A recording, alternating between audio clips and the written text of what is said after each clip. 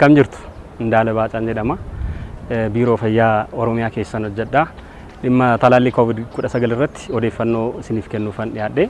Weerara addunyaa kana COVID-19 kan ta'e kan addunyaa kana raasaa jiru ittisuuf to'achuu keessatti talaalliin COVID-19 shoora olaanaa taphataa jira jechuudha.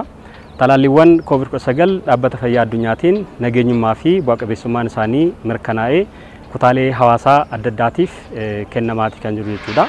Talaallii kana fudhachuun bu'aalee gurguddoo hedduu of keessaa qabaata. Isaan keessaas namni talaallii kana fudhatee carraan dhibee COVID-19 saaxilamuusaa daran kan xiqqaatuu fi akkasumas eega talaalamee booda yoo dhibee kanaaf saaxilame carraan dhibichi itti hammaachuu fi du'aaf saaxilamuusaa daran baay'ee kan xiqqaate kan ta'e ta'uusaati jechuudha.